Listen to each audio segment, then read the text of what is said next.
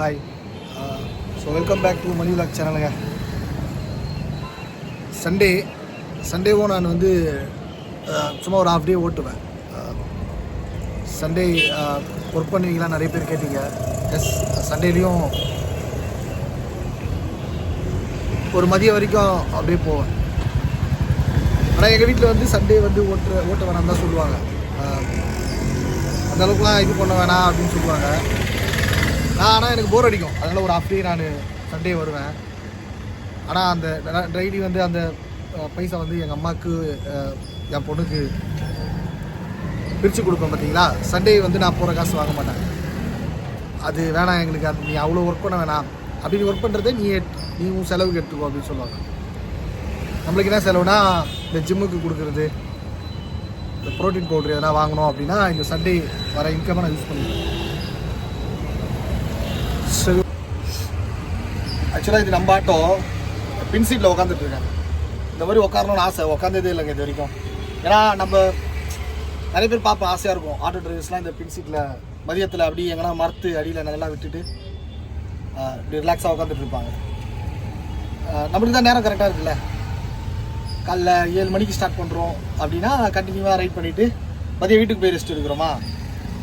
So அதனால் வந்து இந்த பின் சீட்டில் உட்கார சான்ஸ் கிடச்சதில்லை. ஆப்பா, இப்படி பின் சீட்டில் அப்படி உட்காரணும்னு ஆசை.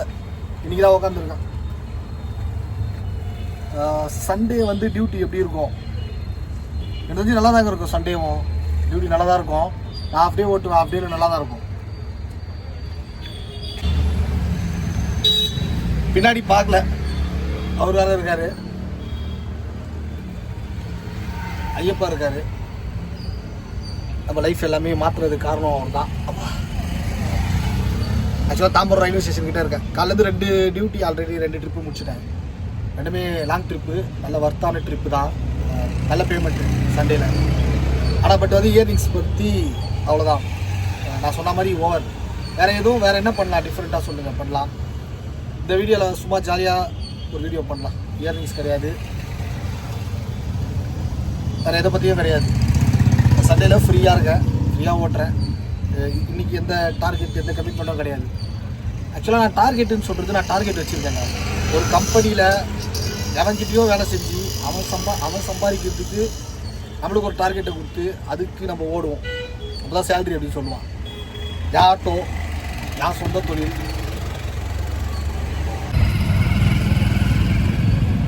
இதில் வர்றது முழுக்க இதோட ப்ராஃபிட்டு, இதோட பலன் முழுக்க எனக்கும் என் ஃபேமிலிக்கும் தான் போய் சேரப்போகுது.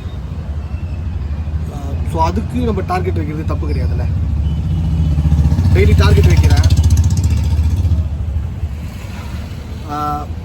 என்னோட டார்கெட்டு டெய்லி வைக்கிறது 3000 வைப்பேன். அட்லீஸ்ட் ஒரு 25, 28 டியூட்டி தான் வருது. ஒரு 28ஆவது ஏர்ன் பண்ண பார்ப்பேன். அச்சீவ் பண்ணிவிடுவேன், அது ஒன்றும் பிரச்சனை இல்லை. நான் நினைக்கிற டார்கெட்டை பண்ணிவிடுவேன். அந்த மாதிரி நீங்களும் வந்து டார்கெட் வச்சு பண்ணிங்கன்னா, நீங்கள் வந்து ஒரு 1000 ரூபா போதும், 1500 போதும் அப்படின்னு நினச்சிட்டிங்கன்னா அதில் ஸ்டாப் ஆகிடுவீங்க. அவ்வளோதான், அது கிடச்சோன்னு திருப்தி ஆகிடுவீங்க. எனக்கு அப்படி கிடையாது. நான் டார்கெட் வைக்கிறேன், டார்கெட்டை முடிச்சிடுவேன் எப்படியாவது. என் சொந்த டார்கெட் எனக்கு நானே வச்சுருக்கேன். டார்கெட் கம்ப்ளீட் பண்ணிவிட்டு தான் நான் வீட்டுக்கு போவேன் அப்படின்னு நினச்சிருக்கேன். எதுக்கு இவ்வளோ எஃபெக்ட் போடணும் அப்படின்னா,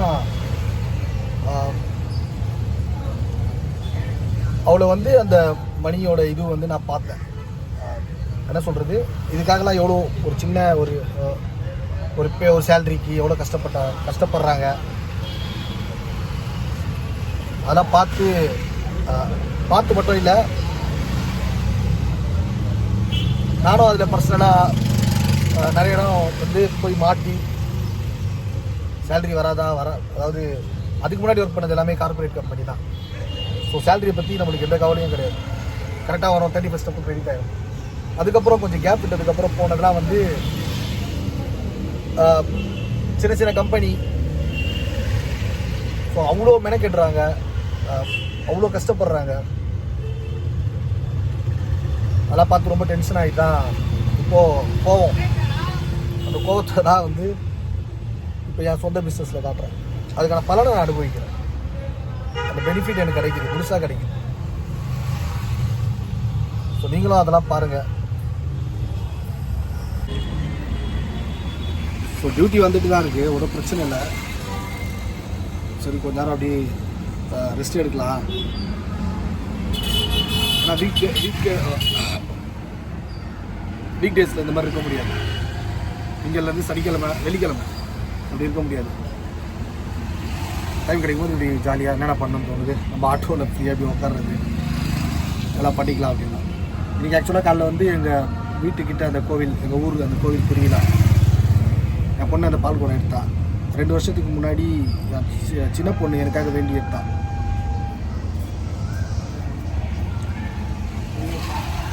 ரொம்ப அப்போ உடம்புலாம் ப்ராப்ளம் அப்படி இருந்துச்சு எனக்கு. அப்போ வேண்டி எடுத்தா. அதுக்கப்புறம் அவள் கண்டினியூ பண்ண முடியல. என் பெரிய பொண்ணு சாது கண்டினியூ பண்ணுறா. இப்போ அவள் பண்ணுறா 2 வருஷமா.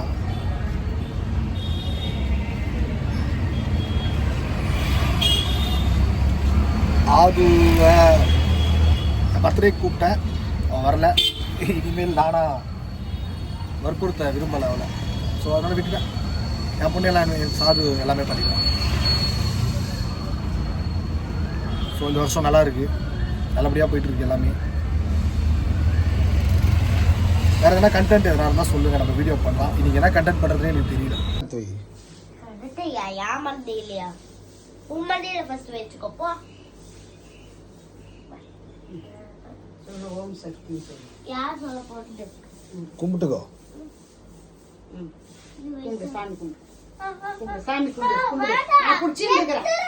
அப்படி தலையில வச்சு பத்திராடி உங்க ஆடு.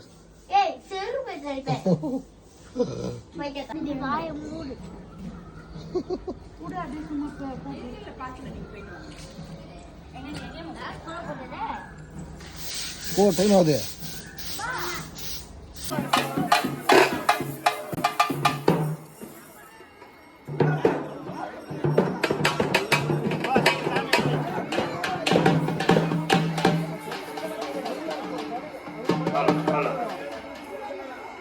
பேருந்து கொண்ட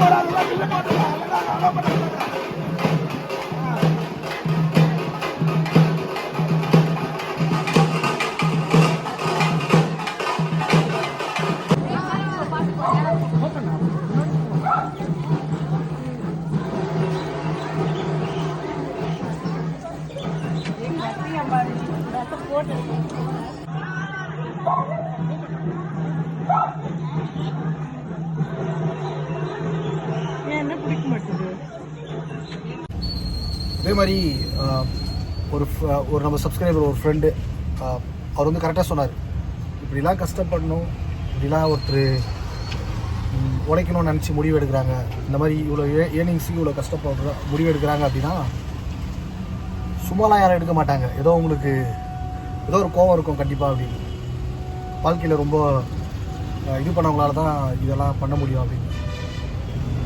எஸ் கரெக்ட் தான். ஒரு நேரத்தில் நல்லா இருந்தோம், அப்போ நிறைய பேர் இருந்தாங்க. கொஞ்சம் நம்ம ஏதோ நம்மளுக்கு ப்ராப்ளம் ஆகி நம்ம லைஃப்பில் ஒரு வேலைலாம் சரியில்லாமல் கொஞ்சம் நம்ம கஷ்டப்படுற காலத்தில் திரும்பி பார்த்தா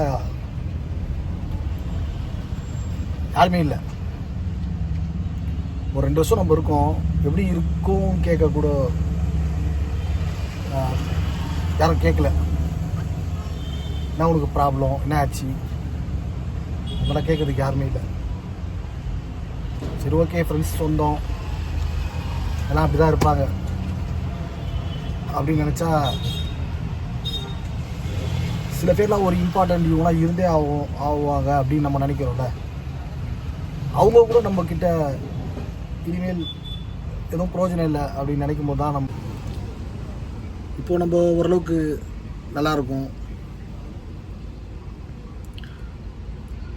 அப்போது திருப்பி அந்த மாதிரி அந்த ஃப்ரெண்ட்ஸ், அந்த பழைய ஃப்ரெண்டுங்க எல்லோரும் வந்து வந்தால் அது நல்லாவா இருக்கும்? எல்லாருமே தான் ஃப்ரெண்டு, சொந்தம், நல்லா இருக்காது. பார்க்குறவங்களும் வந்து ஒரு நேரத்தில் எப்படி இருந்தான், இப்போ யாரும் இல்லை. ஸோ அந்த மாதிரி விட்டு போன ஃப்ரெண்டு, சொந்தம், உறவுகள் எல்லாமே தான். இனிமேல் வந்தால் அது எதுவுமே நல்லா இருக்காது. அது ஒருத்தன் நல்லா இருக்கான் அப்படின்னு வந்தா மாதிரி ஆகிடும். இனி அப்படி வந்ததை நான் ஏற்றுக்கவும் மாட்டேன். எல்லாரையும் தான். ஓகே, ஏதோ பர்சனலாலாம் பேச வேணாம். ஸோ இந்த சண்டே நான் கண்டிப்பாக ஓட்டுறேன். சண்டே ஓட்டிகிட்ருக்கேன், ஜாலியாக ஓட்டுறேன். ஆக்சுவலாக டியூட்டி வந்துகிட்டே தாங்க இருக்குது. சண்டே கூட பிஸியாக தான் இருக்குது. ஓகேங்க, வேறு ஒரு விளாக்ஸில் பார்க்கலாம். நான் வீட்டுக்கு போயிட்டு கிளம்புறேன், அவ்வளோதான், டைம் ஆகிடுச்சு. ஸோ மணி விளாக் சப்போர்ட் பண்ண எல்லாருக்கும் தேங்க்ஸ். சப்போர்ட் பண்ணிகிட்டே இருங்க. வேறு என்னென்ன கண்டென்ட் பண்ணலான்னு சொல்லுங்கள். பாய், ஹாப்பி சண்டேங்க. சண்டே ஃப்ரெண்டுங்களாம் கூப்பிடுவாங்க, வாடா என்னடா இன்னி கூட வா அப்படின்னு. கண்டிப்பாக வண்டிக்கும் ரெஸ்ட்டு கொடுக்கணும். பட் எனக்கு எதுவும் பிடிக்கல, அப்படி வெளில போகணும். சண்டே ஓட்டுறது ஜாலியாகவும் இருக்கும், ஃப்ரீயாக இருக்கும், ரோடு டிராஃபிக் இருக்காது. ஸோ ஓகேங்க, பாய் பாய்.